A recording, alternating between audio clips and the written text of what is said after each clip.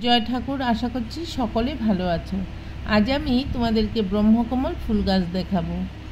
এই ফুল গাছ আমাদের বাড়িতে আছে। তো এখন প্রায় রাত্রি 10:30 বাজে। আমি এই ফুল গাছের নিচে গিয়ে দেখলাম ফুলগুলো সুন্দর করে ফুটেছে, তাই একটু ভিডিও করে নিলাম তোমাদেরকে দেখানোর জন্য। আর এই ব্রহ্মকমল ফুল কি এবং ফুলের মাহাত্ম্য আমি তোমাদের কাছে একটু বর্ণনা করব। ব্রহ্মকমল ফুল এমন একটি ফুল যার উল্লেখ হিন্দু ধর্মে পাওয়া যায়। বিশেষ মাহাত্ম্যপূর্ণ এই ব্রহ্মকমল ফুল।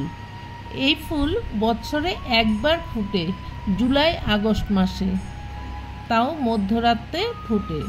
প্রচলিত বিশ্বাস অনুসারে ব্রহ্মকমলকে ফুটন্ত অবস্থায় দেখলেই নাকি ভাগ্য খুলে যায়। অত্যন্ত সৌভাগ্যশালী না হলে এই ফুলকে সম্পূর্ণ ফুটন্ত অবস্থায় দেখা যায় না, কারণ খুব কম সময়ের জন্যই ফুটে এই ফুল। শাস্ত্র অনুসারে ব্রহ্মকমল হলো এই বিশ্ব ব্রহ্মাণ্ডের সৃষ্টিকর্তা স্বয়ং ব্রহ্মার ফুল। ব্রহ্মা নিজে এই ফুলের উপর উপবিষ্ট হয়ে থাকেন। এই ফুল থেকেই নাকি ব্রহ্মার সৃষ্টি হয়। এই ব্রহ্মকমল ফুল গাছ একটি পাতা লাগালেই হয়ে যায়। তো আমাদের বাড়িতেও যখন এই ফুল গাছটি লাগিয়েছিল তখন একটি পাতায় লাগানো হয়েছিল। সেই পাতা থেকে এই গাছের উৎপত্তি হয়েছে।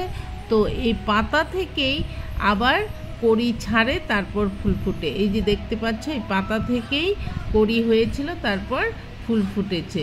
তো মধ্যরাত্রিতে এই ফুল ফুটে, আর ভোরের আলো আসতে না আসতেই আবার সেই ফুল বন্ধ হয়ে যায়।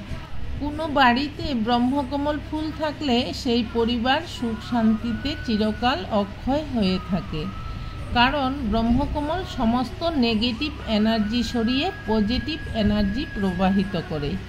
মনে করা হয় কোনো ব্যক্তি ব্রহ্মকমল ফুল ফুটন্ত অবস্থায় দেখলে তার সমস্ত কাজ সুসম্পন্ন হয়, সেই ব্যক্তির সুখ সমৃদ্ধি লাভ হয়।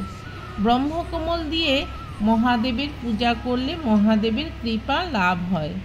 যেই বাড়িতে ব্রহ্মকমল গাছ আছে সেই পরিবারের প্রতি প্রসন্ন দৃষ্টি দেন মহাদেব। ব্রহ্মকমল যখন ফুটে তখন সেই পরিবারের সদস্যদের ভাগ্য পাল্টে যায়। এই ফুল দেখতে পেলে মনের ইচ্ছা পূরণ হয়। এই ছিল এই ব্রহ্মকমল ফুলের মাহাত্ম্য। তোমাদের কাছে একটু বর্ণনা করলাম। জয় ঠাকুর, জয় মা, জয় স্বামীজি।